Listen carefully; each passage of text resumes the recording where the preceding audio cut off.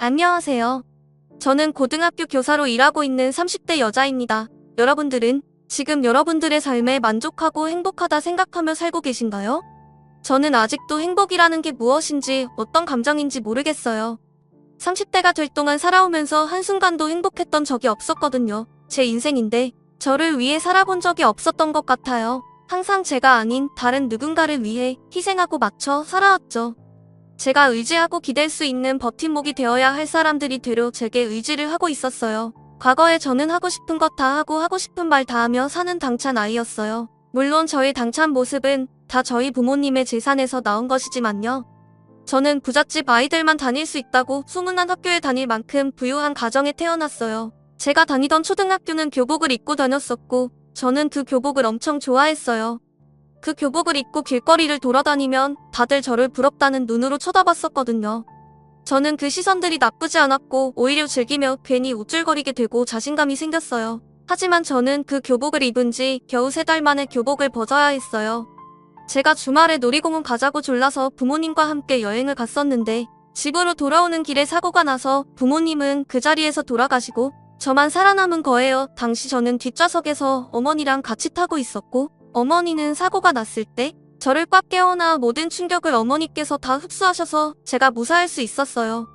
저 혼자 남은 집에 큰아버지 댁가 들어왔고 저는 그렇게 큰아버지 댁랑 같이 살게 되었어요. 저는 부모님의 재산을 물려받았지만 이제가 초등학생이 되어 나이가 너무 어렸고 큰아버지 댁는 부양 의무자라는 이유로 저희 부모님 재산을 홀라당 가져가 버렸어요. 큰아버지는 제가 다니는 학교 학비가 많이 든다고 강제로 다른 학교에 전학시켜 버렸어요. 저는 억지로 교복을 벗어야 했고 옷도 원래 가지고 있던 옷을 입다가 크면서 안 맞게 되자 큰아버지 딸 즉 사촌 언니가 입던 옷을 대충 입게 됐어요. 저희 부모님 돈으로 자기들은 호의호식을 누리면서 저는 남은 밥을 먹고 언니가 입던 옷을 입어야 했어요. 제가 원래 다니던 학교도 사촌 언니가 다니기 시작하더라고요.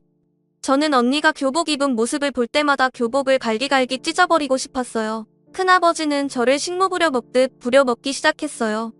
엄연히 말하면 본인들이 제 집에서 놀고 먹고 있는 건데 되려 저를 불청객 취급했어요. 덕분이라는 말이 어울리는지 모르겠지만 저는 큰아버지네 덕분에 일찍부터 요리며 청소며 못하는 게 없었고 하도 부려먹어서 생활력도 절로 강해졌어요.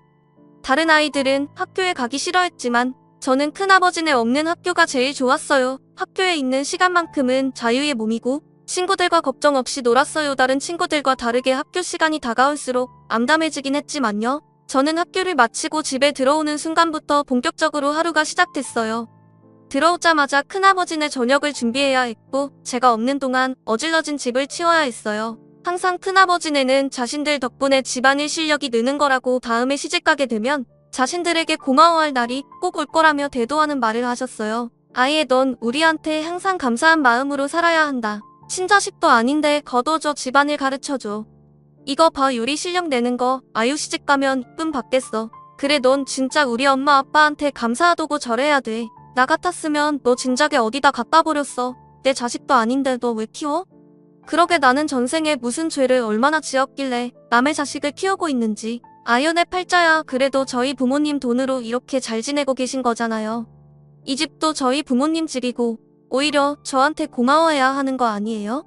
언니도 누구 돈으로 그 교복 입고 학교 가는지 잘 생각해. 어머 얘 누구 돈으로 학교를 가냐니? 우리 돈으로 가는 거지. 이제 너네 부모님 돈은 없어? 우리한테 들어왔으면 이제 우리 돈 아니니?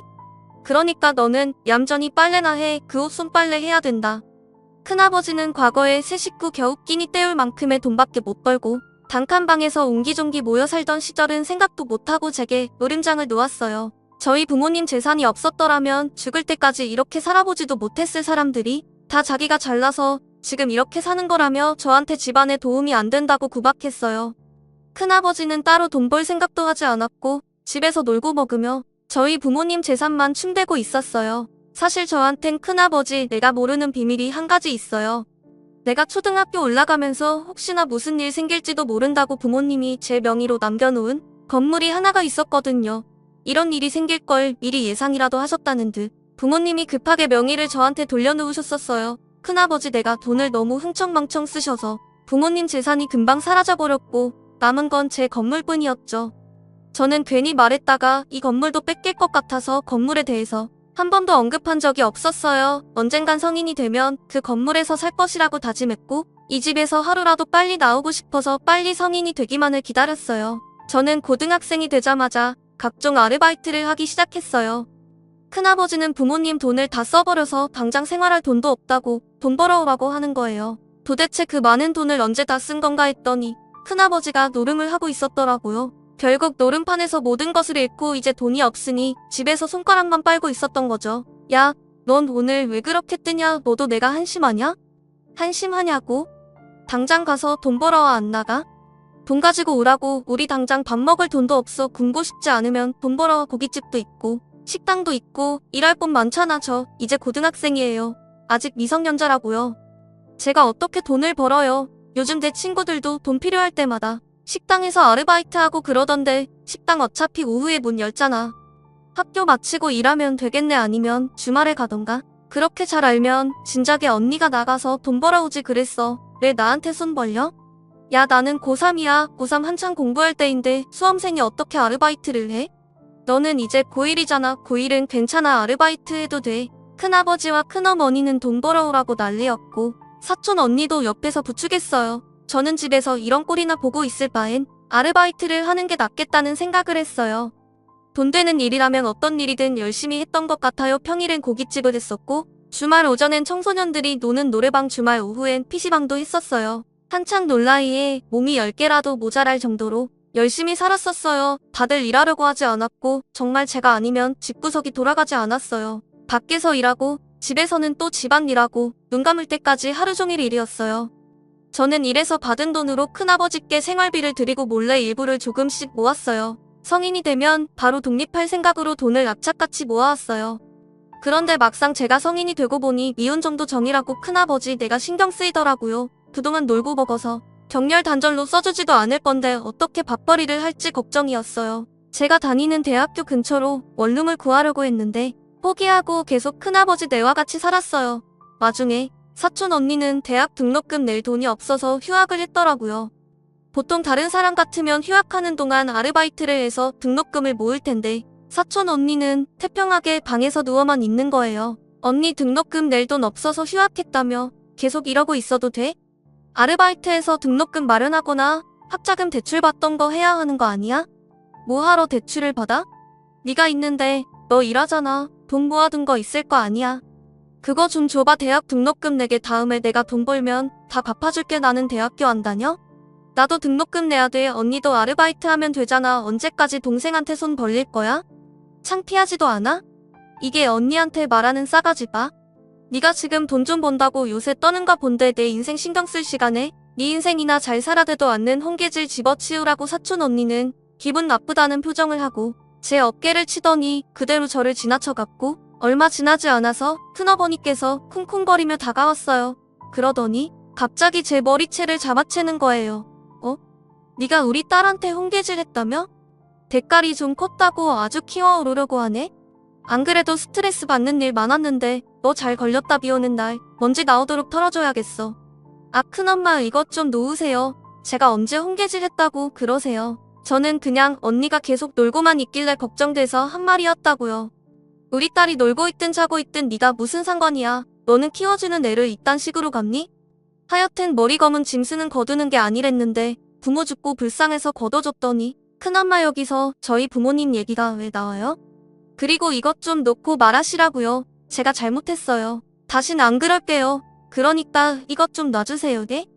결국 저는 잘못한 것도 없는데 잘못했다고 빌었고 겨우겨우 큰어머니 손에서 벗어났어요. 머리는 산발이 되어 있었고 사촌 언니는 그런 제 모습을 보더니 혀를 한번 내밀고 자기 방으로 가더라고요. 저는 세수라도 하려고 화장실에 갔는데 거울에 비친 제 모습이 너무 차량해서 헛웃음 밖에 나오지 않았어요. 그날따라 부모님 생각이 많이 났고 큰아버지 내 보란 듯 열심히 공부해서 성공하고 싶다는 생각이 들었어요. 저는 그날 이후로 미친 듯이 공부를 했고 대학교 졸업하자마자 임용고시에 합격을 했어요.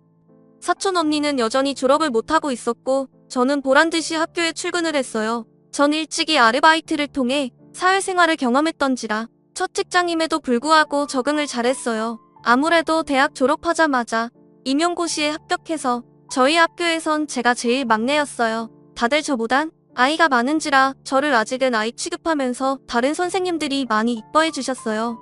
유치원 다닐 때 부모님께 이쁨 받던 시절을 제외하건 처음 받아보는 관심이라 기분이 약간 이상했어요.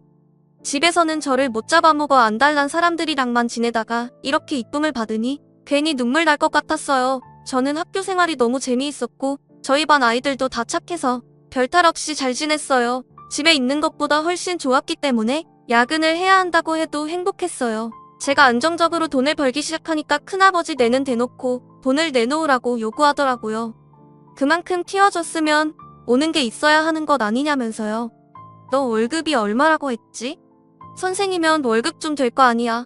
앞으로 용돈 줄 때 나랑 네 큰엄마랑 따로 보내 알겠어? 그만큼 키워줬으면 오는 게 있어야지. 우린 많은 거 안 바래. 달에 각자 60만 원씩만 줘. 우리도 입에 풀칠할 건 있어야 하지 않겠어? 요즘 다들 그렇게 받는다고 하던데 60만 원이요? 저 지금 계약직이라 60만 원씩 드리면 남는 거 없어요. 죄송하지만 60만 원은 무리예요. 달에 30만 원씩은 드릴게요. 겨우 30만 원? 30만 원으로 누구 코에 붙이니? 밥 몇 번 사 먹으면 없겠구만. 그럼 60만 원까지는 안 바랄게. 45만 원, 딱 45만 원 어때? 40만 원 줘도 그 이상은 안 돼요. 40만 원 드려도 적자예요. 진짜 이제껏 제가 알바했던 돈도 절반 이상 들였었잖아요. 아, 알았어. 40만 원 우리 진짜 많이 봐줬다 알지? 매달 40만 원씩 보내. 큰아버지 내는 그렇게 저를 부려먹고도 뻔뻔하게 키운감 내놓으라고 하셨고 저도 처음엔 키워준 은혜 갚고 끝내자는 생각에 돈을 줬었어요. 그런데 제가 한번 주기 시작하니까 별의별 핑계를 다 대면서 야금야금 돈을 가지고 가더라고요. 탁자 부러졌다고 새로 사야 하니? 돈 좀 보내달라고 하길래 제가 부러뜨린 것도 아닌데 왜 저한테 달라고 하는지 물어봤어요. 큰어머니는 뻔뻔하게 이 집 원래 너희 집 아니었냐며 집주인이 고치는 게 당연하다는 거예요. 저는 괜히 말 길게 해봤자 저만 피곤할 것 같아서 한숨만 쉬고 계좌로 돈 보내줬어요. 큰어머니가 해결되니 큰아버지가 연락이 와서 용돈이 다 떨어져서 지금 밥 먹은 거 계산을 못하고 있다고, 계산 못하면 경찰에 신고하겠다는데 가만히 보고만 있을 거냐고 하더라고요. 저는 또 할 수 없이 음식값을 큰아버지에게 드렸어요. 이런 식으로 짜잘짜잘한 일들로 제게 돈을 뜯어가시는 거예요. 뭐라고 하기도 못한 게 제게 가져가는 돈이 4만원, 5만원 이런 식의 소액이었거든요. 겨우 5만원 가지고 쪼잔하게 난리치는 사람 될 것 같아서 아무 말도 못하고 있었어요. 그냥 말 길어지기 전에 입금해주고 치우자는 마음이 더 많았죠. 그래도 제가 학창시절 아르바이트 했을 땐 평일엔 알바하고 주말엔 공부한다는 핑계대고 나와서 주말에 아르바이트 하는 걸 비밀로 했었거든요. 평일 알바비 절반 이상을 줬다고 해도 지금 주는 돈보다 적었어요. 그래서인지 제가 돈을 많이 주니 예전처럼 구박을 하진 않더라고요. 오히려 제게 빌빌거리며 돈을 달라고 구걸을 했죠. 아무래도 그 집안엔 백수밖에 없고 돈 버는 사람은 저밖에 없으니 저한테 잘 보여야 돈이 한 푼이라도 더 떨어지니까 최대한 제 신기를 건들지 않으려고 했어요. 이게 돈이 주는 권력인가 싶고 차라리 이유 없이 구박받던 예전보다는 지금이 훨씬 낫다고 생각했어요. 그러다 TV에서만 보던 사채업자들이 저희 학교 골목에 차를 세워놓고 있는 거예요. 저는 사채업자와는 아무 상관이 없는지라 그냥 지나쳐 가려고 했어요. 그런데 사채업자가 한 손에 종이를 들고 제 앞을 가로막고 서 있는 거예요. 그러더니 들고 있던 종이를 제 얼굴 옆으로 갖다 대는 거예요. 뭐예요? 비켜주세요. 저 지금 바쁘거든요. 안 비키시면 소리 지를 거예요. 아이고 아가씨야, 나도 지금 바쁘거든. 사진이랑 똑같이 생겼네. 본론부터 이야기할 테니까 잘 들어. 네 큰아버지라는 사람이 나한테 돈을 빌렸거든. 근데 나한테 갚을더니 아가씨가 가지고 있다고 하네. 제가 가지고 있다고요? 저는 큰아버지가 사채를 빌렸었는지도 방금 아저씨가 말해서 알았는데요. 저 돈 없어요. 제가 빌린 것도 아닌데 제가 왜 갚아요? 저한테 이러지 말고 큰아버지 찾아가 보세요. 아유 뭐하냐, 아가씨가 얘 학교 선생님인 것 같은데 일 더 크게 만들고 싶지 않으면 빨리 주고 끝내지. 우리도 일 키우고 싶지 않고 그냥 빨리 끝내고 싶거든. 그러니까 좋은 말할 때 돈 주는 게 좋아. 진짜 왜 그러세요? 제가 빌린 거 아니잖아요. 왜 저한테 이러세요? 돈 빌린 사람한테 가서 돈 달라고 하세요. 엄한 사람한테 돈 달라고 하지 마시고. 아휴, 말귀를 못 알아듣는 아가씨가 돈 가지고 있다고 했다고. 아까 말했잖아. 좋게 끝내려고 했는데 계속 내 신기를 건드리는. 지금 너네 다 가지고 장난쳐? 알고 보니 학교 앞에 있던 사채업자는 저를 찾아온 것이었고 큰아버지가 노름한다고 돈 빌렸는데 사채업자가 찾아오니 제가 돈을 가지고 있다고 거짓말을 친 것이었어요. 그래서 제가 일하는 학교와 제 사진을 사채업자에게 넘긴 거죠. 사채업자는 큰아버지 말만 듣고 빌려준 돈 받으러 온 죄밖에 없는 거고요. 저와 사채업자는 옥신각신하면서 목소리가 점점 커지기 시작했고 주변에 있던 학생들과 선생님들이 집으로 가다가 저희 쪽을 쳐다봤어요. 저는 혹시나 주변에서 말 나올까? 일단 사채업자들을 사람 없는 곳으로 데리고 갔어요. 아이들도 다 보는데 무섭게 이러지 말고 조용한 곳에서 말하자고 했죠. 지금 돈 안 주면 사채업자가 계속 저희 학교에 찾아올 기세라 며칠만 기다려주면 돈 드리겠다고 했어요. 저는 일단 급한 불부터 꺼야 했기 때문에 통장에 있던 돈이랑 대출을 조금 받아서 빚을 갚았어요. 큰아버지는 한동안 저를 피해서 집에 돌아오지 않으시다가 돈 갚고 나니까 집으로 돌아오더라고요. 저는 큰아버지를 보자마자 소리를 질렀어요. 큰아빠 진짜 제정신이에요? 겁도 없이 왜 사채를 써요? 사채가 갚을 돈 없으면서 무슨 생각으로 돈 빌린 거예요? 그리고 왜 제 개인정보를 넘겨요? 그거 범죄예요, 알아요? 야, 내가 남의 개인정보 넘긴 것도 아니고 가족인데 뭐가 범죄야. 그리고 너가 돈 갚았다며 해결했으면 됐지. 뭘 그렇게 소리 지르고 그래. 아휴, 앞으로 사채업자 안 나타나겠네. 지금 저랑 장난하자는 거예요? 노름 좀 그만하세요. 저 그동안 계속 참고 있었는데 노름한다고 저희 부모님 재산 다 쓰고 이제 저한테까지 피해 입히고 뭐 하자는 거예요? 아이 진짜 시끄럽게 그거 좀 갚아줬다고 큰아버지한테 유세 부리는 거냐? 내가 날 가족으로 생각했으면 그 정도는 해줄 수 있는 거 아니야? 왜 이리 말이 많아? 제발 철 좀 드세요. 죽은 동생 돈 그렇게 흥청망청 쓰고 다니면 미안하지도 않아요? 저였으면 미안해서라도 그렇게 안 살아요. 더 열심히 살았을 거라고요.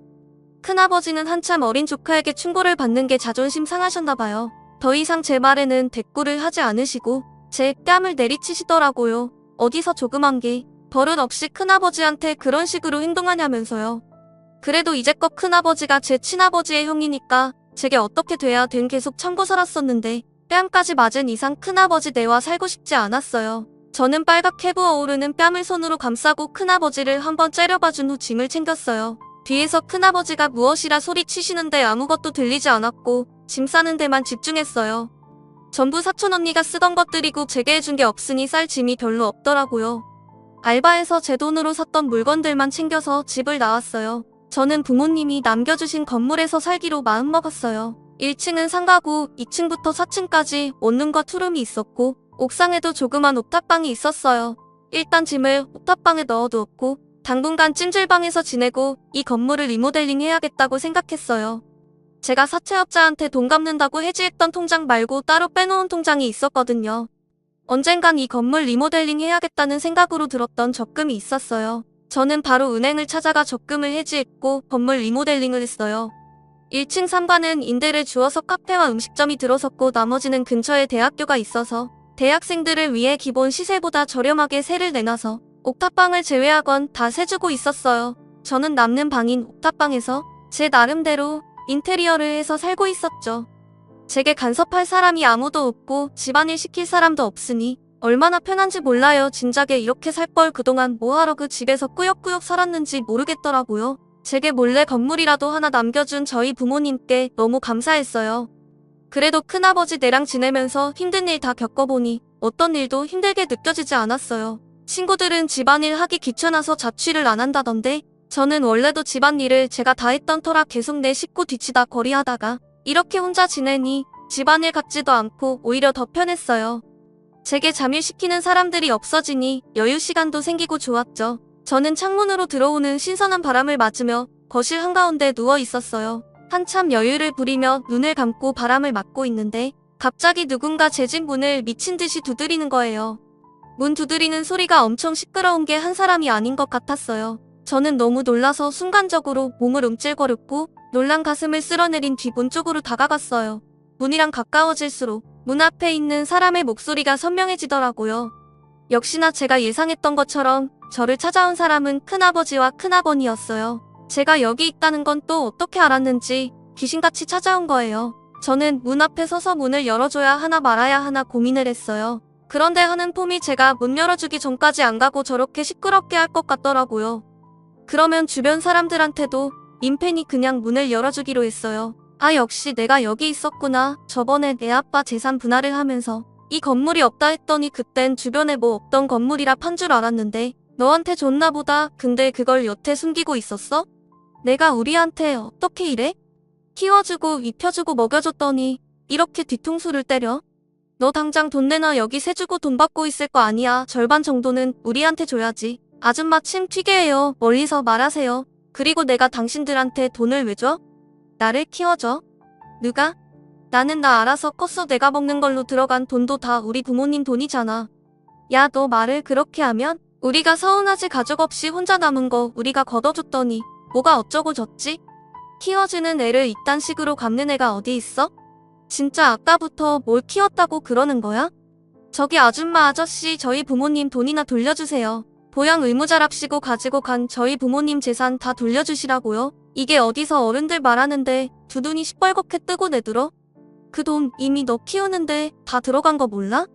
다 너한테 들어갔다고 말은 똑바로 하세요. 저는 맨날 먹다 남은 밥 먹고 언니가 입던 옷 입고 다녔어요. 그 돈 다 당신들 사치 부리고 노려만 떼 있었잖아. 부모님 재산 토해낼 거 아니면 다시는 찾아오지 말겠어? 저는 큰아버지와 큰어머니를 밀치고 문을 닫으려고 하는데 계속 비집고 들어오더라고요. 그동안 저희 부모님 재산 다 쓰고 제가 아르바이트해서 받은 돈도 가져가서 써놓고 무슨 염치로 여기까지 찾아와서 돈 내놓으라고 하는지 모르겠어요. 제게 해준 것도 없으면서 계속 키워준 값 내놓으라고 하는데 어처구니가 없더라고요. 좋은 말할 때 가면 그냥 넘어가려고 했는데 안 가고 돈 달라고 소리 지르길래 경찰에 전화해버렸어요. 경찰과 전화 연결되자마자 모르는 사람이 주거 침입해서 돈 달라고 난리치고 있다고 빨리 와달라고 했죠. 결국 큰아버지와 큰어머니는 끝까지 저희 집에서 버티다가 경찰한테 끌려나갔어요. 그 뒤로도 몇 번이나 저희 집에 찾아봤고 제가 문을 열어주지 않자 1층 상가까지 갔더라고요. 큰아버지 내가 건물주 나오라고 하라면서 인테리어 소품들 던지고 난리도 아니라고 잠깐 와보셔야 할 것 같다고 카페 사장님께 전화가 온 거예요. 다행히 딱 마침 제가 그때 수업이 없어서 급하게 카페로 향했어요. 도착해보니 소품들이 이리저리 굴러다니고 난리도 아니더라고요. 카페 사장님은 무서워서 구석에서 떨고 계시고 큰아버지와 큰어머니는 고래고래 소리를 지르고 있었어요. 지금 이게 무슨 짓들이에요? 남의 영업장에 와서 이게 무슨 민폐야. 사장님 죄송해요. 제가 이 사람들 데리고 나갈게요. 데리고 나가긴 어딜 데리고 나가. 그냥 여기서 얘기해. 우리 잘난 건물주님께서 기껏 이만큼 키워줬더니 이렇게 우리를 버린 애 아이고 부모 죽고 갈 곳 없는 애 키워줬더니 이렇게 뒤통수를 쳐? 머리 검은 짐승 거두는 게 아니라고 했는데 우리가 어쩌다 이런 신세가 된 거야. 우리 부모 건들지 말라고 그랬지. 겨우 단칸방 살던 사람들이 우리 부모님 재산 다 가져가고 우리 집에서 눌러붙어 산 주제에 뭐? 누가 누굴 키워? 오갈 곳 없던 사람은 당신들이잖아. 카페에 있던 사람들은 큰아버지와 큰어머니 말을 듣고 저를 쓰레기 보듯 했었어요. 키워준 은혜도 모르고 이렇게 대한 거냐면서 하나 둘 말을 넘기 시작했죠. 하지만 제가 부모님 재산 다 가지고 가고 어린애 아르바이트 시키고 집안일 시켰다고 하니 사람들은 큰아버지와 큰어머니께 따가운 시선을 보내고 저마다 한 소리씩 하더라고요. 제 욕을 하던 사람들은 한순간에 큰아버지 뇌를 욕하기 바빴어요. 기세 등등 하던 큰아버지와 큰어머니는 사람들이 자신들에게 손가락질하며 욕을 하자 눈치를 보기 시작하더라고요. 저는 업무방해죄와 기물파손죄 그리고 명예훼손죄로 큰아버지와 큰어머니를 경찰에 신고했어요. 같이 경찰서로 가서 다시는 제 주변에 얼씬거리지 못하도록 접근금지 신청도 하고 나왔어요. 큰아버지와 큰어머니는 조사를 받았고 벌금형으로 끝나긴 했지만 죄가 많아서 벌금도 만만치 않다는 거예요. 웬만하면 저희랑 합의하라는 답을 받았다고 하더라고요. 저는 카페 사장님께 절대 합의해주지 말라고 했고 저도 합의할 생각 없다고 전했어요. 결국 큰아버지와 큰어머니는 많은 벌금을 내야 했고 벌금 낼 돈이 없어서 다시 사채에 손을 댔어요. 그리고 지금은 저와 연락을 끊은 상태고 큰아버지 내는 사채업자들 피해 다니고 있다고 하더라고요. 제게 조금만 잘해주셨더라면 끝까지 그 은혜 잊지 않고 잘해드렸을 텐데 일을 이렇게 만든 건 다 큰아버지 큰어머니 본인들이죠. 저는 절대로 큰아버지 뇌를 용서할 마음이 없어요. 잘못했다고 무릎 꿇고 싹싹 빌어도 용서하지 않을 거예요. 그리고 앞으로는 남을 위해서가 아닌 저를 위해서 살 거예요. 남을 위해 살아봤자 제게 돌아오는 건 아무것도 없더라고요. 제 이야기는 여기까지입니다. 여러분들은 꼭 자기 자신을 아껴주시고 오로지 자신을 위해서 사셨으면 좋겠어요. 우리 모두 소중한 사람들이잖아요.